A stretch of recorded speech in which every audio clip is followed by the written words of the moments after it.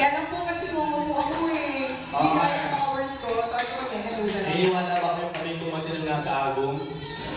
Ha? Binibenta nyo ba? Talaga? Namin. Meron pa kami dito. Kasi pupunta ako sa record bar eh. Ayun! Oh, wow! Malakas pa bentahan, malakas. Bebenta natin yun. Para may mga regalo tayo. So, sabihin pa rin po natin na kapag bumili po sila ng pirata, mapapaupo sila. Yun lang po. Napakinggan nyo naman yung buong album.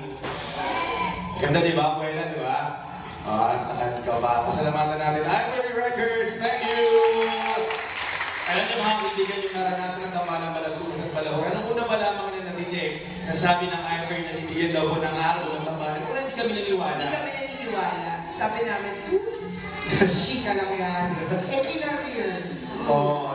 Kasi alam mo namin mga DJs naman kami, di ba kami mga songers. Oo.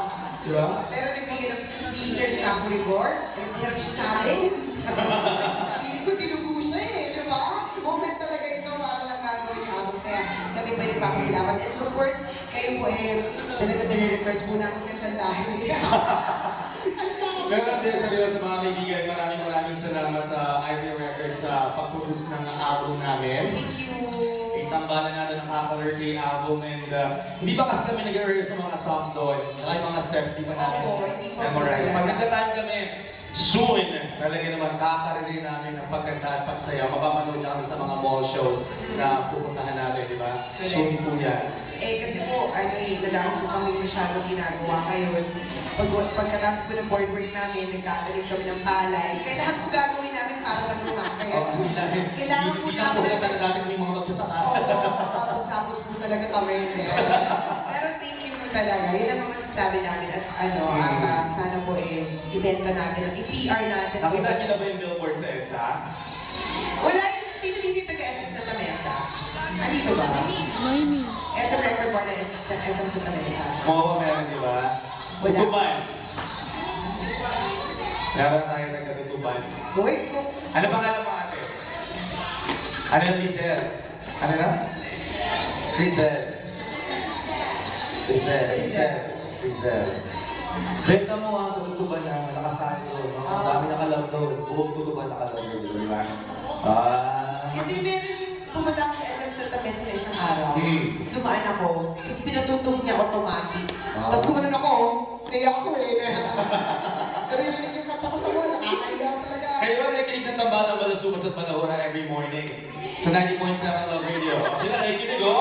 Adik sa Tambalang, di ba? Adik ko rin. Adik na rin. Sura pa lang adik na rin. Ano mga alam mo? Geraldine sa gabi. Oo. Yung tunay.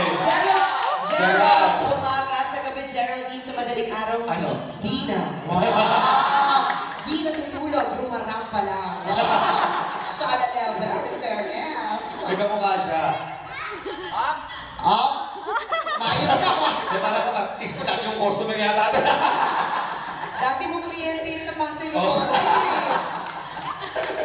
The General Dean, maraming salamat. Mga kamanalita. Alam niyo po na nag-upisa po yung tambayan. Gusto namin talaga nakala na magkakaroon kami ng ganitong pagkakaroon. Oo naman. Tulad nga na binabagay namin sir, mga kaibigan, marami ang nangangarap na magkaroon ng album.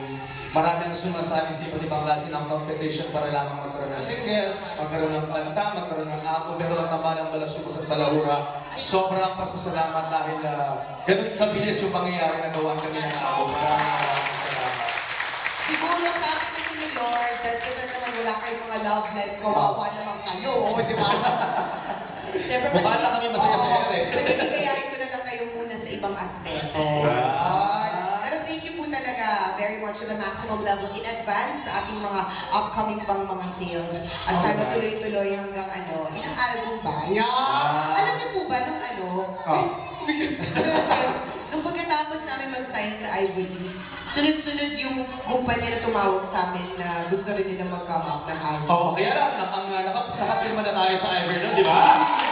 Nakapirma na kami sa Ivory noon.